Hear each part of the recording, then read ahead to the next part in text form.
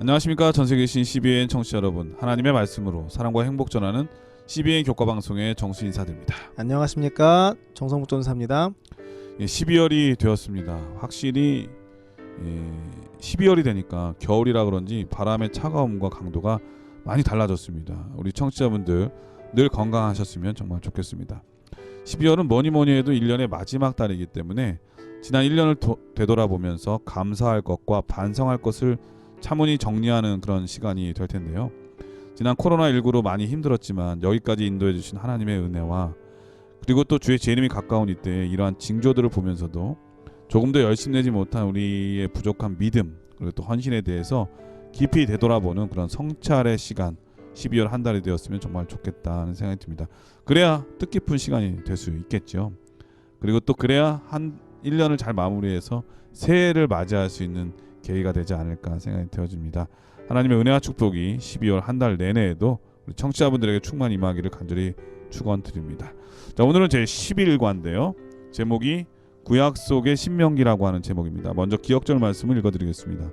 여호와께서 오직 내 조상들을 기뻐하시고 그들을 사랑하사 그들의 후손인 너희를 만민 중에서 택하셨음이 오늘과 같으니라. 신명기 10장 15절 말씀이었습니다. 자, 오늘 교과의 제목은 구약 속의 신명기라고 하는 제목인데 어떤 말씀인가요? 네, 오늘은 제목에서 거의 다 나와 있죠. 제목을 통해 알 수 있는 것처럼 오늘은 이 구약 성경에 등장하는 신명기, 어떻게 구약 속에서 신명기가 인용이 되고 있는가 이런 내용을 좀 살펴보려고 합니다. 그 구약 성경 각 책마다 네. 신명기서를 인용하는 그렇죠. 그런 내용들을 살펴보면서 신명기 역할을 한번 보는 거군요. 그렇습니다, 맞습니다. 마치 우리가 논문 같은 거 쓸 때, 네네. 참고문헌, 인용구 이렇게 사용하지 않습니까? 각주 네. 달고요. 자신의 주장을 뒷받침하기 위해서 다른 어떤 권위 있는 저자가 쓴 책이나 했던 것들을 이제 인용구로 사용하는 것처럼 성경도 마찬가지로 성경 내에서 이런 인용하는 경우들을 찾아볼 수 있다는 것입니다. 후대 기자들이 앞서 기록된 책들을 언급하고 인용하는 모습들을 우리는 쉽게 찾아볼 수 있습니다. 예를 들어서 예수님께서도 말씀하실 때 성경 말씀 인용 많이 하셨잖아요. 신명기 말씀 많이 하셨죠. 그렇습니다. 이런 것들을 이제 우리가 한번 구약 속에서 등장하는 신명기의 찬조 출연이라고 할까요? 이런 부분들을 함께 살펴보면서 어느 부분이 인용됐고 또 오늘날 우리에게는 어떻게 적용이 되는지 살펴보는 시간을 가져보도록 하겠습니다. 예, 구약 성경에서의 신명기의 위치 그리고 그 영향력에 대해서 오늘 우리 정성묵 전사님 통해서 배워보도록 하겠습니다. 말씀이 앞서 찬미 듣고 시작합니다. 여기는 말씀의 방송 CBN 코리아입니다.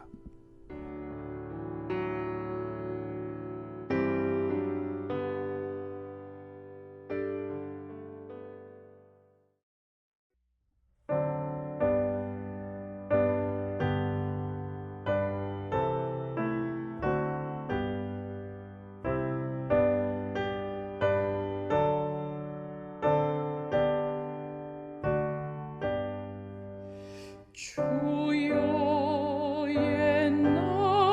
옛날에도 같이 주와 동행 원하니 길어마다 거칠어서 행할 길을 버릴 때에 나의 손로 잡으시고 나와 동행하옵소서.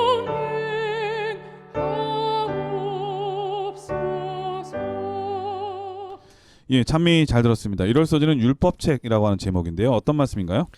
시작하는 질문에 이런 질문이 기록되어 있습니다. 지난 역사 또는 경험을 돌이켜보면서 오늘을 위한 교훈을 얻었던 적이 있습니까? 이런 질문이 있는데 네. 저는 이제 중요한 교훈을 얻었던 적이 있습니다. 요즘 또 눈이 오는 시즌이잖아요.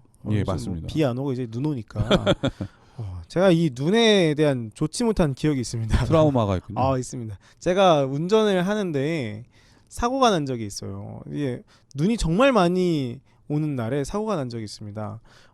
막 안식일이었어요. 근데 아침에 집 밖을 나가려고 하는데 대설주의보 같이 엄청난 경보가 발령이 된 것입니다. 네. 근데 뭐 안식일이니까 제가 교회 눈 많이 온다고 교회 안 갈 수도 없고 차를 끌고 나왔습니다.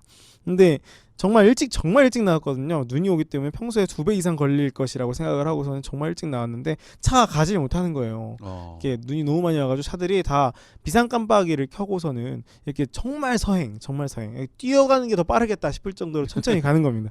그래서 제가 이제 시간이 점점 다가오니까 전도사가 빨리 가가지고 교회 앞에 눈도 쓸어야 되고 교회 따뜻하게 대파놔야 되고 이제 해야 되는데 마음이 바쁜데 마음이 바빠진 거예요. 그래가지고 어떡하지 하고 있었는데 차는 못 가고 그렇죠. 또 사고라도 나면은 더 막. 그렇죠. 네. 그 생각에 이제 어떻게 할까 하는데 어디쯤 왔냐면 이제 구리쯤 왔습니다. 구리쯤 와가지고 이제 북부간선 도로를 타고 이제 딱 넘어가야 되는데 거기서 조금 차가 풀리는 거예요. 거기는 이제 뭐 차도 넓고 그러니까 차도도 넓고 차로도 많고 하니까 차가 좀 풀려가지고 좋다 하고서는 제가 밟았습니까? 살짝 정말 살짝 네. 그래도 30도 안 돼요. 그래서 살짝 밟아서 가는데 앞차가 서는 거예요. 그러니까 앞차가 쭉 그 브레이크를 밟는 게 보이는 겁니다. 그래가지고 요거를 제가 보고서는 나도 서야겠다고서는 이제 브레이크를 밟으려고 하는데 제가 또 운전병 출신이거든요. 또 이렇게 그 눈 많이 오는 인제에서 운전병 출신이기 때문에. 저도인데. 그러십니까? 인제 저도 운전병 출신인데. 그럴 때는 이제 브레이크를 밟지 말고 그렇죠. 엔진 브레이크를 그렇죠. 엔진 브레이크를 밟아야 돼. 제가 다 알고 있기 때문에 네. 슬쩍 이제 그 기어봉에 손을 올려가지고 엔진 브레이크를 밟았어요. 그 엔진 브레이크를 했죠. 1단으로 보통은 발로 가는데 그래도 훌륭하게 잘 배웠네요. 그럼요. 이제 네. 머릿속에 주입된 것들이 있기 때문에 했어요. 했는데 워낙에 속도가 느리다 보니까 엔진 브레이크로 잡는 것도 그 제동이 오래 걸리는 겁니다. 이게 원래 속도가 빨랐으면은 확 줄어드는데 과부하를 확 하면은 확 줄어드는데 그게 아니라 원래도 한 30, 25 이 정도니까 1단으로 내려도 이게 제동이 바로 안 되는 거예요. 맞아요. 그리고 눈이 있기 때문에 그냥 밀려요. 차 무게 맞습니다. 때문에. 엔진 브레이크 해도 밀립니다. 맞습니다. 그래가지고 이게 차가 가까이 오니까 정말 안전거리가 한 20m 이상이 됐었는데 차가 점점 가까워지는 거예요. 그래가지고 하다가 꽝. 그때는 마음이 마음이 급해지니까 그때 풋브레이크도 막 밟고 막 난리를 쳤는데 하다가 그냥 박아버린 겁니다.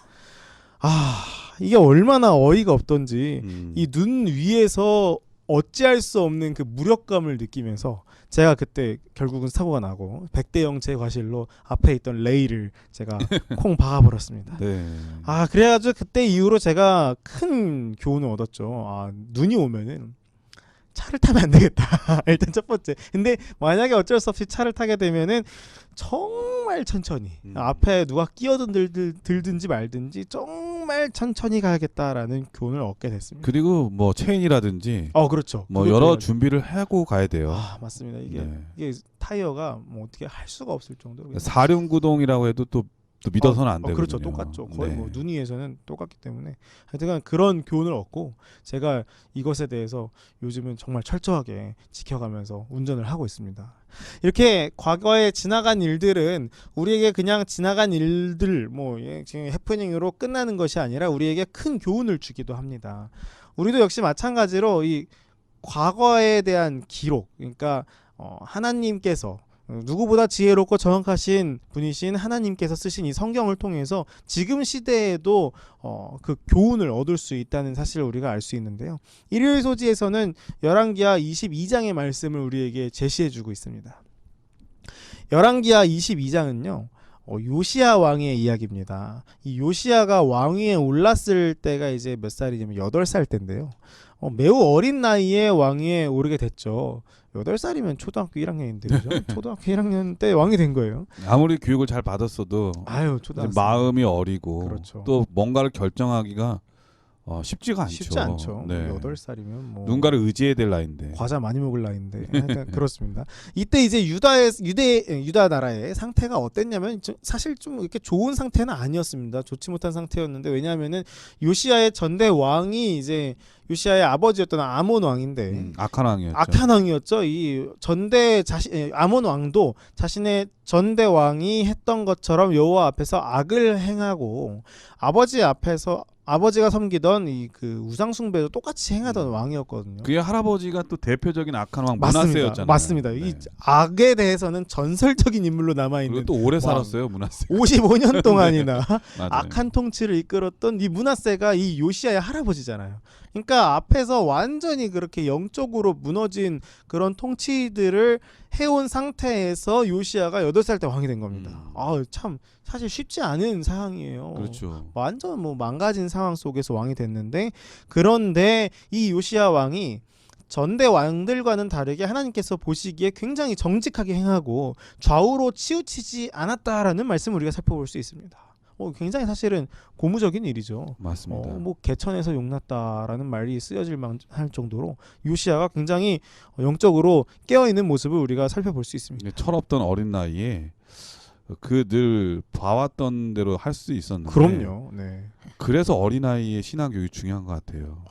요시야가 비록 어린 나이 8살에 왕이 됐지만 그의 곁에는 그래도 훌륭한 인품을 가진 또 신앙을 가진 hil기야라고 하는 이 제사장이 있었기 때문에 그래도 신앙적으로 좀 지도받지 않았을까 그런 생각이 들거든요. 맞습니다. 그리고 또 시간이 지나서 이렇게 신앙 교육이 되면 어른이 되거나 청년이 됐을 때 그 영향력은 이루 말할 수 없는 사람이 되죠. 맞습니다. 이 어렸을 때 사실은 어떤 교육을 받느냐가 굉장히 또 잘하면서 어떤 기반을 갖느냐라는 것이 되기 때문에 사실 그런 면에서 보면 우리 교회의 어린이반 선생님들 정말 훌륭한 일을 하시는 거고 교회가 엄청 서포트를 해줘야 돼요. 맞습니다. 이 네. 어린이 사역이 다음 세대 사역, 이것이 음. 사실은 정말 우리가 뭐 겉으로 보기에는 부어도 언제 꽃을 피울지 모르는 그런 뭐 느낌이 살짝 있지만, 그럼에도 불구하고 그걸 하지 않는다면 우리에겐 미래가 없으니까요. 사실 그 어린아이 한 명이 어떤 인물이 될지 모르거든요. 그렇죠. 정말로. 하여튼 이 요시야는 정말 바르게 자라나서 성전 보수의 명령도 내리고 그러면서 이제 이 율법책을 발견하게 된 것입니다. 성전 보수하다가 네. 아주 훌륭한 일을 하다가 훌륭한 걸 발견하게 된 것이죠. 놀라운 발견이죠. 이 사실 성전 보수가 이제 왜 하게 됐냐면, 말씀드린 것처럼 이제 뭐 앞서서 이제 막 너무 이게 성전이 헐어져 있었으니까 뭐 관리를 안 하다 보니까 그걸 이제 보수를 하게 됐고, 그 왕들 그다음에 할아버지 아버지 때에 이르러서 그 무관심했기 때문에 맞습니다. 성전이 뭐 관심을 가졌겠어요. 뭐 아무도 안 가고 그러면 네. 건물은 또 금방 이렇게 좀 낡고. 망가지지 않습니까? 네. 그걸 이제 보수하다가 이제 율법책을 발견한 것입니다. 이 율법책이 바로 이 신명기인데요. 이 신명기를 발견한 대제사장 hil기야가 이제 믿음 있는 서기관에게 이것을 전달을 해주고 이 사반이라는 서기관이었는데, 이 사반이 그것을 읽었습니다. 그리고 자기가 읽어보니까 좋은 거예요. 그래서 이 신명기를 들고서는 왕 앞에 가서 요시야한테 이제 이거를 읽어줍니다. 그때 이제 요시야가 뭐 통치한 지 한 18년 정도 됐을 때로 이제 나와 있는데요. 그러면 이제 나이가 한 20대 후반, 중후반 정도 된 것 같아요. 한 네. 26, 뭐 이 정도 됐겠죠. 27, 요 정도 됐을 텐데, 요거를 들은 이제 이 요시야가 옷을 찢고 그 다음에 대대적인 신앙 개혁을 이제 진행하게 됩니다. 율법책을 읽고 나서 그의 마음속에 정말 그 거룩한 불길이 일어난 것입니다. 그동안 할아버지 아버지 세대에 무너진 여러 가지 신앙의 법칙들 원칙들이 자기의 눈으로 목격한 다음에 얼마나 속상했겠어요. 이때 깨달으면 정말 컸을 겁니다. 완전히 망가져가는 모습들을 봤을 테니까요. 요걸 이제 이번 기회에 확 바꿔야겠다 생각을 하고서는 요시야가 대대적인 개혁을 하기 시작한 것입니다. 이 요시야 시대 유다는 하나님과의 관계가 완전히 좀 단절되어 있었습니다. 전대 왕들의 악행들로 말미암아 완전히 신앙적으로 피폐해져 있었죠. 한마디로 하나님과의 관계가 안 좋았던 것입니다. 이 성전이 사실은 이 보수 공사가 필요할 정도로 망가져 있었다는 것 자체가 하나님을 찾지 않았다.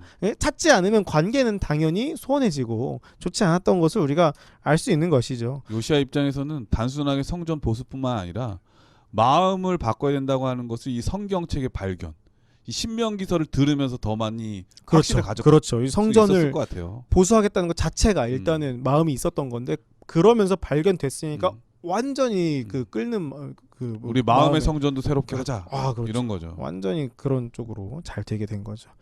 이 요시야가 중요하게 생각했던 것은 무엇이냐면 바로 이 하나님과 이스라엘 백성들 간의 관계 회복입니다. 그래서 이 요시야가 이 하나님과의 관계를 회복하기 위해서 언약을 세우는 모습이 바로 열왕기하 23장에 나오는데요. 마음을 다하고 성품을 다하고 마음을 다하고 성품을 다하여 여호와를 순종하고 그 계명과 법도와 율례를 지켜 이 책에 기록된 이 언약의 말씀을 이루게 하리라라고 백성들 앞에서 고백을 하고 선포합니다. 이게 이제 율법책을 본 요시야가 개혁을 결심하고 선포하는 것인데요.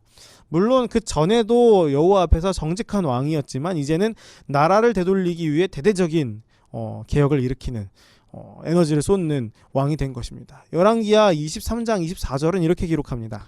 요시야가 또 유다 땅과 예루살렘에 보이는 신접한 자와 박수와 드라빔과 우상과 모든 가증한 것을 다 제하였으니 이는 대제사장 hil기야가 여호와의 전에서 발견한 책에 기록된 율법 말씀을 이루려 함이라. 요시야 왕이 얼마나 열심히 개혁을 하려고 했는지 그 마음을 우리가 찾아볼 수 있습니다.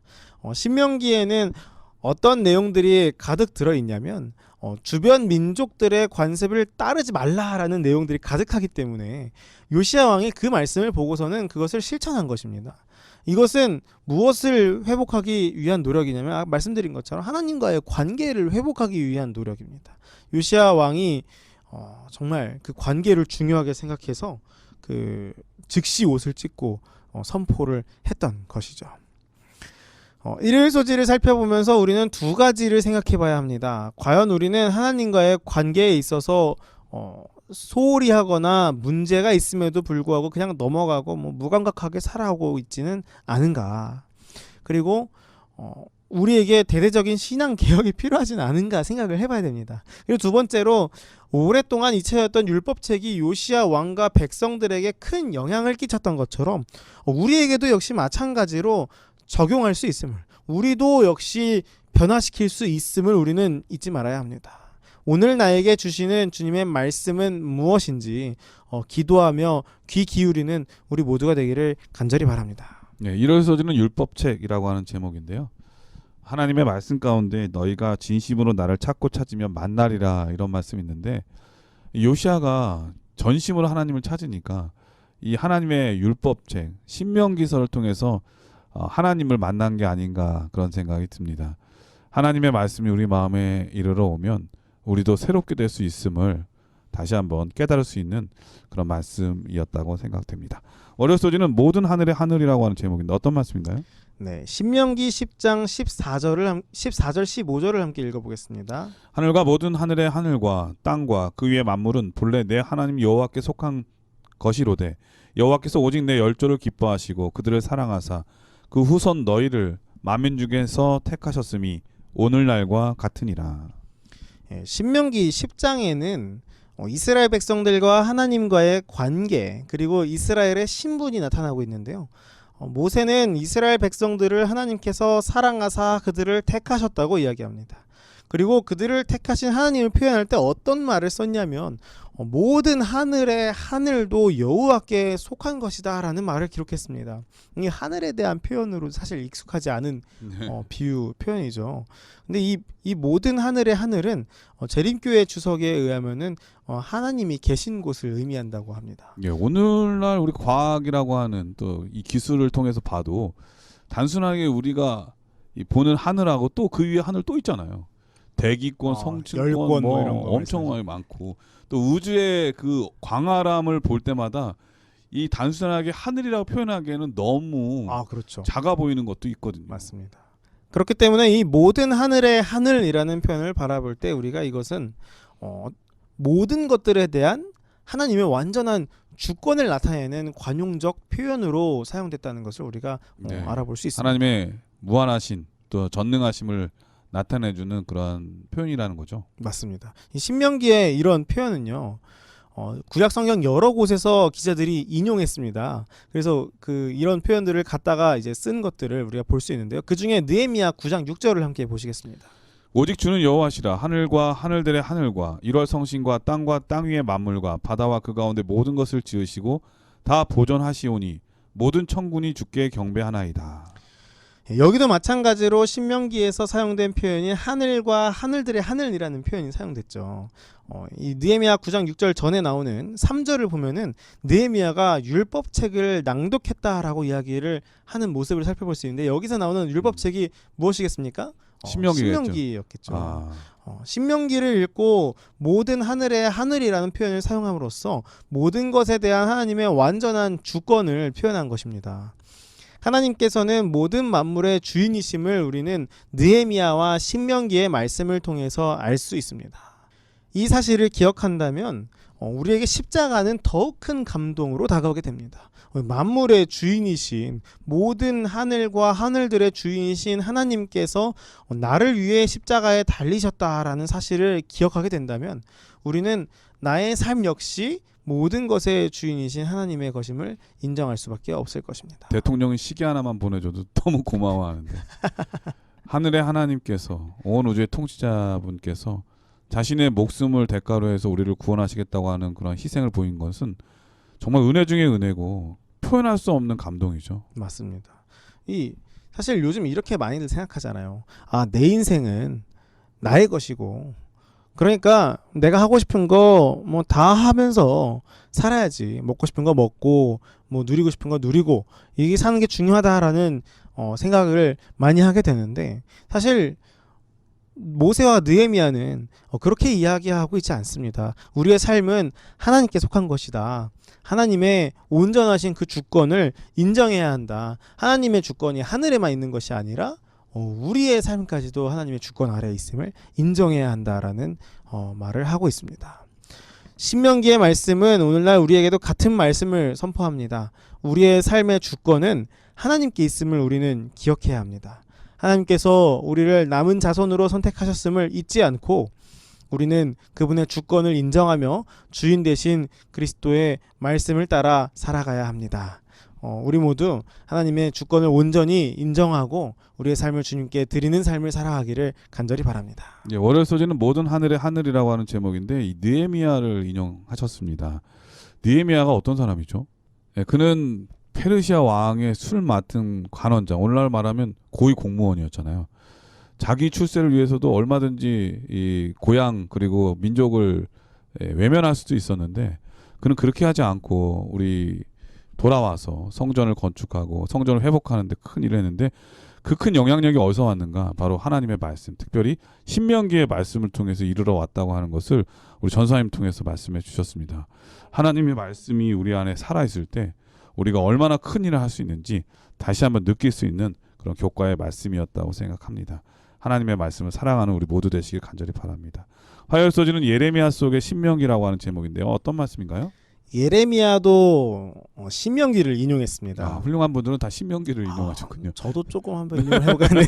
우리가 이 네. 신명기를 배우는 거는 영광이고 축복이에요. 그럼요. 네.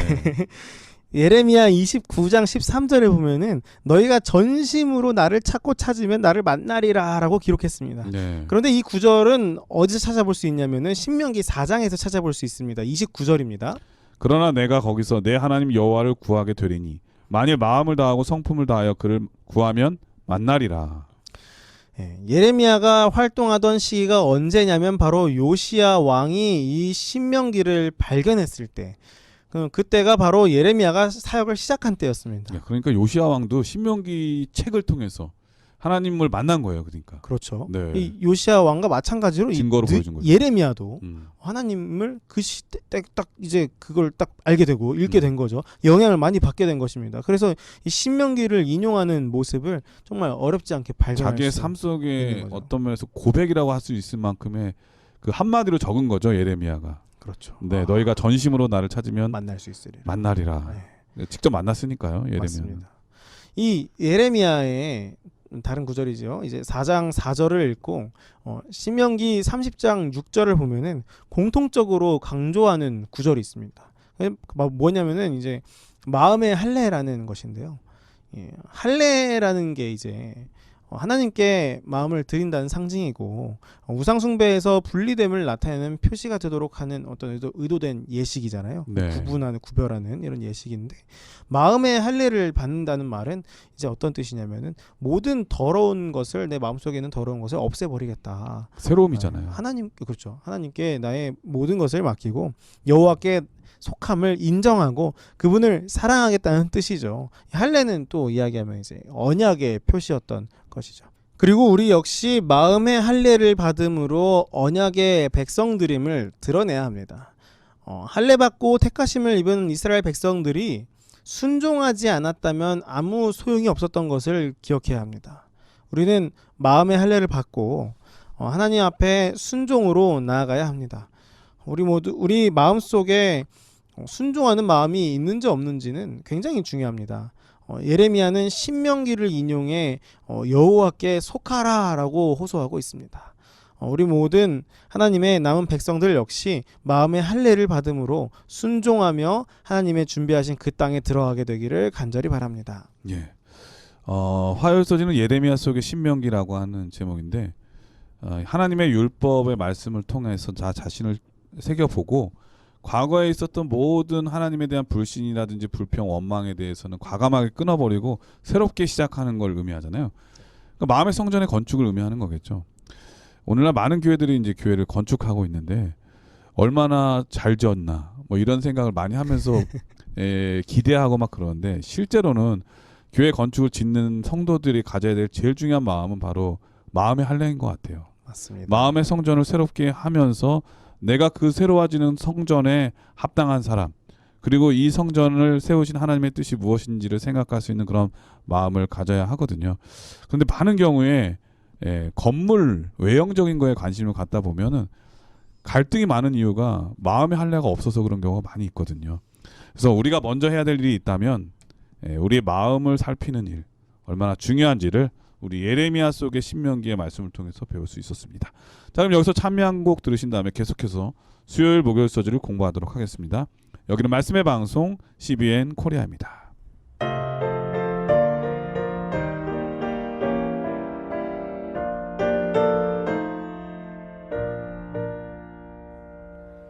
주 다시 이 땅에 오심이 오늘날이라면 권능과 사랑의 통치함 오늘날이라면 온 세상 널리 헤어진 택하신 그의 신부를 부르러 다시 오심이 오늘날이라면 영광 주님께 돌리고 영광 멸류관들이 세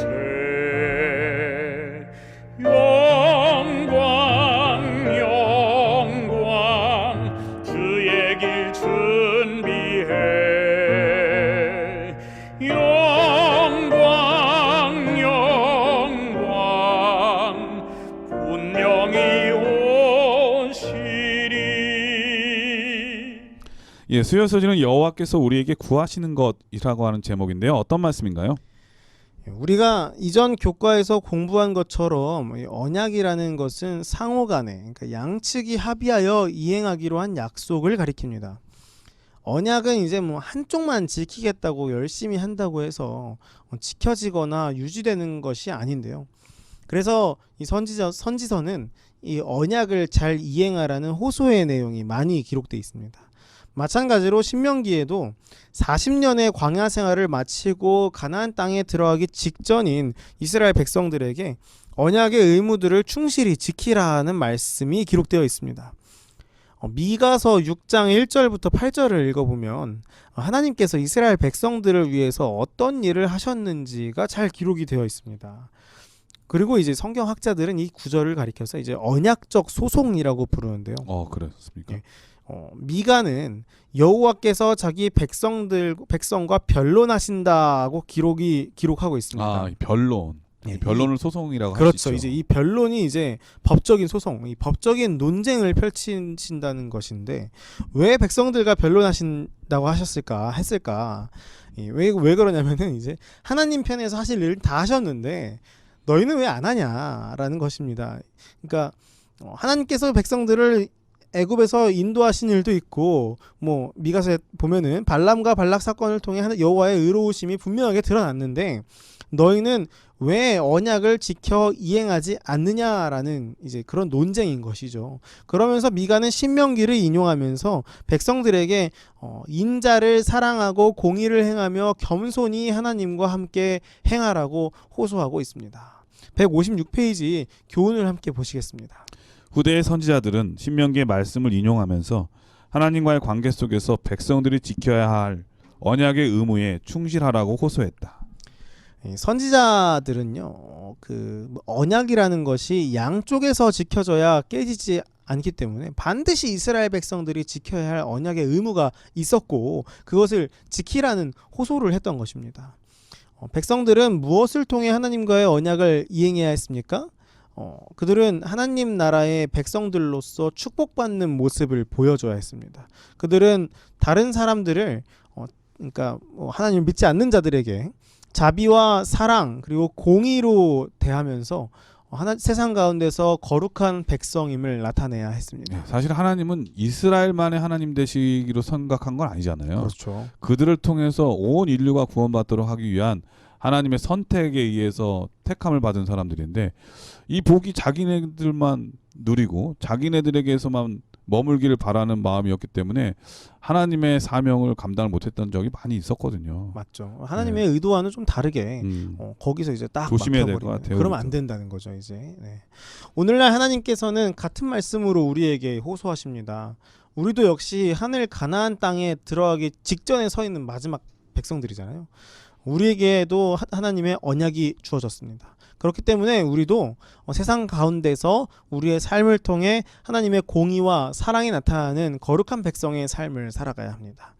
우리의 삶이 어떤 이런 지식적인 신앙으로 머물러 있지 않기를 간절히 바랍니다. 우리의 삶을 통해 그리스도의 사랑과 은혜가 세상으로 흘러가는 귀한 경험이 있기를 간절히 바랍니다. 예, 수요 소지는 여호와께서 우리에게 구하시는 것이라고 하는 제목인데 그것은 바로 우리가 하나님의 사랑을 받은 자들로서 인자를 사랑하고 공의를 행하고 겸손히 하나님과 함께하여서 이 구원의 소식을 다른 사람에게 나눠주는 것이라고 하는 것을 다시 한번 상기시켜 주셨습니다. 예를 들면 이런 거죠. 지금 코로나19가 아주 심각한데 코로나19를 나을 수 있는 약을 제가 받았어요. 하나님께로부터요? 예, 만약에 예. 만약에 그러면 그거를 내가 걸리면 나만 살아야지 하면서 갖고 있다면 그거는 불행인 거죠. 그것을 빨리 보급시키고 만들어서 모든 사람이 구원을 얻도록 하는 게 처음 주신 자의 뜻 아니겠습니까? 근데 그걸 잃어버리고 나를 위해서만 딱 간직해놨다가 필요할 때 나만 위해서 쓴다면 그것만큼 잘못된 삶의 방향은 없을 겁니다. 이스라엘 택하신 것도 마찬가지죠. 이 구원의 기별, 구원의 뜻을 이루기 위한 하나님의 놀라운 섭리를 이 이스라엘과 함께 하시기로 하나님께서 언약하셨는데 이 이스라엘은 자꾸 그걸 잊어버리고 자신만 자기의 민족만 위에서 살 때가 많이 있었다는 것입니다. 우리는 그런 사람이 되지 말라고 호소하시는 하나님의 음성 듣고 다른 이웃들에게 복음을 전해주는 그런 신실한 따뜻한 마음을 가진 그리스도인이 되어야 하겠습니다. 자, 목요일 소지는 다니엘의 기도라고 하는 제목인데 어떤 말씀인가요? 다니엘서 9장은 구약에서 가장 유명한 기도 중에 하나인 다니엘의 기도입니다. 하나님께서 선지자 예레미야를 통해서 알려주신 이스라엘의 황폐함이 맞춰져가는 70년의 세월이 거의 다 됐기 때문에 다니엘이 정말 간절한 마음으로 기도를 드렸는데요. 그런데 이 다니엘의 기도 속에는 흔히 우리가 자주 드리는 그 기도의 내용이 없습니다. 이제 뭐 어떤 거냐면 이제 다니엘은 어릴 때부터 바벨론의 포로로 끌려와 살았죠. 네. 그리고 오랜 시간 동안 고향에 돌아가지도 못하고 바벨론에서 살아가고 있었습니다. 그러면 이제 하나님께 기도할 때 왜 나에게 이런 일이 있게 하십니까? 라는 말을 할 만도 한데 이 얘기를 안 해요. 왜 저를 이곳으로 인도하신 것입니까? 왜 저의 조국은 무너질 수밖에 없었습니까? 저희는 왜 이런 고통을 당해야 됩니까? 이런 질문을 하나도 하지 않습니다. 근데 이런 질문을 하지 않는 이유를 우리가 이 기도 속에서 찾아볼 수가 있는데요. 다니엘서 9장 11절입니다. 온 이스라엘이 주의 율법을 범하고 치우쳐 가서 주의 목소리를 청종치 아니하였으므로 이 저주가 우리에게 내렸으되 곧 하나님의 종 모세의 율법 가운데 기록된 맹세대로 되었사오니 이는 우리가 주께 범죄하였음이니이다. 온 이스라엘이 주의 말씀을 범하고 율법을 범했다라고 이제 고백을 하고요. 그 다음에 여기 보면은 하나님의 종 모세의 율법들 가운데 기록된 맹세대로 됐다라고 이야기를 하죠. 그러니까 왜라고 질문 안 한 거는 이미 답을 알고 맞습니다. 있었기 때문에 그런 거고. 다니엘이 그걸 다 알고 있었던 거예요. 예레미야서와 또 하나님의 율법서를 다 읽으면서 자신의 민족이 그렇게 순종하지 않았다. 맞습니다. 언약을 파괴. 언약을 파기했다. 때문에. 네. 언약을 파기했기 때문에 이런 고백을 하면서 파기돼서 하나님의 말씀에 불순종한 삶을 살았기 때문에 이런 결과가 있었다라는 것을 율법책을 통해 알았다. 그 율법책이 무엇이다라고 이야기하냐면 이제 신명기다. 그러면서 오히려 하나님의 자비와 은혜를 간구했겠네요. 맞습니다. 자비와 은혜도 간구하고요. 하나님께서 하신 그 약속에 대한 소망 그런 것도 나타나 있는 것이 바로 이루실 때가 다니엘의, 다 됐으니까. 그렇죠. 다니엘의 어떤 이런 기도 속에 다 포함되어 있는 것이죠. 사실 그러면 이 기도의 어떤 면에서 기반 반석은 바로 신명기의 말씀, 축복과 저주에 대한 말씀을 근거로 해서 그렇죠. 그가 하나님께 기도할 수 있었겠네요. 맞습니다. 그렇기 때문에 이 다니엘의 기도 속에는 소망에 대한 부분들, 그러니까 회복에 대한 약속 역시 분명하게 나타나 있는데요. 신명기 4장 31절입니다. 내 하나님 여호와는 자비하신 하나님이시라. 그가 너를 버리지 아니하시며 너를 멸하지 아니하시며 내 열조에게 맹세하신 언약을 잊지 아니하시리라. 다니엘의 기도 속에는 이렇게 희망과 소망이 있었습니다. 다니엘 9장 24절부터 27절에 보면은 우리를 위해 죄를 이기실 예수님에 대한 분명한 소망까지도 포함되어 있습니다. 신명기는 다니엘로 하여금 그와 그의 나라가 처했던 상황을 이해할 수 있도록 해주는 것뿐만 아니라 회복에 대한 소망과 약속까지도 보여줬던 것이죠. 어떤 면에서 다니엘에 큰 영향을 끼친 책 중에 하나가 바로 신명기서의 말씀이었네요. 그렇죠. 그러니까 맞습니다. 그렇게 기도할 수 있는 근거도 신명기였고요. 맞습니다. 이 오늘 사실 우리도 마찬가지인데요. 우리가 겪는 고통의 원인을 우리는 말씀을 통해서 찾을 수 있습니다. 그리고 마찬가지로 우리가 가질 수 있는 가장 큰 소망과 희망 역시 말씀을 통해서 우리는 찾아볼 수 있습니다. 우리를 위해 돌아가신 예수 그리스도께서 다시 오실 것이라는 그 큰 희망이 성경에 분명하게 우리에게 성경을 통해서 주어졌잖아요. 우리는 이 모든 죄의 시작과 그리고 이 죄로 인한 모든 고통의 끝까지도 다 말씀을 통해서 알 수 있고 약속을 받을 수 있는 것이죠. 우리 모두 하나님께서 우리에게 주신 이 말씀을 읽고 또한 이 언약을 기억하면서 그 약속을 붙들고 하나님과 나의 약속, 삶에서 할 수 있는 작은 약속들을 조금씩 이뤄나가면서 주님과 함께하는 동행하는 삶을 살아가게 되기를 간절히 바랍니다. 예. 오늘은 많은 젊은이들에게 우리가 축복의 말씀을 줄 때 이제 이 다니엘을 빠짐없이 얘기하거든요. 그런데 좋죠. 이 다니엘처럼 될 수 있었던 비결 중에 하나가 바로 신명기의 말씀을 사랑했다고 하는 건데요. 오늘날 다니엘처럼 되고 싶은 많은 젊은이들과 또 많은 사람들이 있을 텐데 그에게 영향을 끼쳤던 이 신명기의 말씀을 근거로 하나님께 소망으로 기도하고 하나님을 찾게 되면 우리 모두 또 다니엘 같은 사람이 되지 않을까 그런 생각이 듭니다. 오늘 제 11과는 이 구약에 나타난 신명기에 대해서 한번 잠깐 살펴볼 수 있었는데 요시야 왕도 그렇고요. 그렇죠? 예레미야도 그렇고 또 느헤미야도 그렇고 이 다니엘까지 많은 이 믿음의 선조들에게 영향을 끼쳤던 이 하나님의 율법, 어떤 면에서 모세의 율법에 대한 설교잖아요. 네. 이 말씀이 이렇게 영향을 끼쳤다고 하는 것을 살펴보았습니다. 하나님을 사랑하는 자에게 이런 축복이 있다고 하는 거 여러분 기억해 주시고요. 늘 말씀을 사모하는 우리 모든 삶이 되기를 간절히 축원합니다. 우리 전사님께서 이번 교과를 간략하게 정리해 주시고 기도하고 마치도록 하겠습니다. 방금 목사님께서 너무 잘 정리해 주셨는데 하실 말씀이 없으신 거예요? 짧게 하겠습니다. 네. 우리가 이제 방금 말씀하신 것처럼 이 구약에서 나타난 신명기의 모습들을 공부해 봤는데요. 요시야의 모습을 통해서 우리는 하나님과의 관계에 대해서 다시 생각해 보게 되고요. 요시야가 신명기를 읽고 하나님과의 관계를 회복하기 위해서 개혁을 일으켰던 것처럼 우리도 역시 하나님과의 관계를 회복해야 하고 마찬가지로 성경을 읽을 때 우리는 그런 개혁을 할 수 있을 만한 힘을 얻게 된다는 사실을 우리가 공부했습니다. 느헤미야가 인용한 것처럼 우리 하나님께서는 여전히 모든 하늘을 주관하시는 하나님이심을, 모든 주권이 하나님께 있음을 우리는 잊지 말아야 합니다. 하나님의 완전한 주권을 인정하면서 그분의 말씀에 순종하고 마음의 할례를 받아야 되는 것이죠. 그리고 언약에 따라 내 편에서 지켜야 하는 의무를 충실히 지키는 주의 자녀들이 되기를 간절히 바랍니다. 하나님과의 관계 속에서 우리는 언약의 의무에 충실해야 합니다. 신명기는 분명히 경고합니다. 순종하지 않으면 그 땅에서 쫓겨날 것이다. 이 경고의 말씀을 우리는 잘 기억해야 합니다. 우리 모두 하나님과의 언약을 잘 지키면서 세상 가운데서 거룩한 백성 되기를 간절히 바랍니다. 여전히 우리에게도 그 말씀은 유효하고 나의 삶에 적용될 수 있다는 사실을 우리는 반드시 기억해야 됩니다. 시대를 초월하는 진리 가운데 담겨있는 하나님의 놀라우신 은혜와 사랑을 온전히 누리는 우리 모두가 되기를 간절히 바라면서 이번 교과를 마치도록 하겠습니다. 예, 우리 전사님께서 기도해 주시겠습니다. 하늘에 계신 아버지, 오늘 구약에서 나타난 신명기의 모습을 살펴봤습니다. 주님께서 우리에게 주시는 그 말씀은 여전히 우리에게 유효하고 우리에게 피와 살이 되는 그런 말씀임을 기억할 수 있도록 함께하여 주시옵소서. 아멘. 주님과의 관계를 회복하기 원합니다. 또한 흔들림 없이 이 세상 풍파를 견디며 나아가길 원합니다. 주님의 말씀을 우리 마음속 가운데 새기게 하여 주시옵고 주님과 우리의 가운데 있는 그 언약의 의무를 순종하는 마음으로 이행할 수 있도록 주님 함께하여 주시옵소서. 아멘. 이 모든 말씀 예수님 이름으로 간절히 기도드립니다. 아멘. 네, 전세계 계신 CBN 청취자 여러분, 오늘 교과의 말씀을 들으면서 저는 히브리서 4장 12절의 말씀이 생각이 납니다.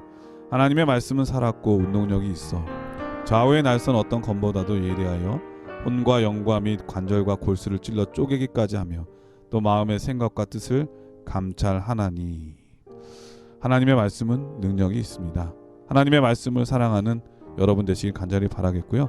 그래서 이번 12월 한 달이 정말 의미 있고 뜻깊은 한 달 되기를 간절히 축원합니다. 추운 날 건강하시고요. 저는 다음 주에 다시 뵙겠습니다. 안녕히 계십시오. 감사합니다.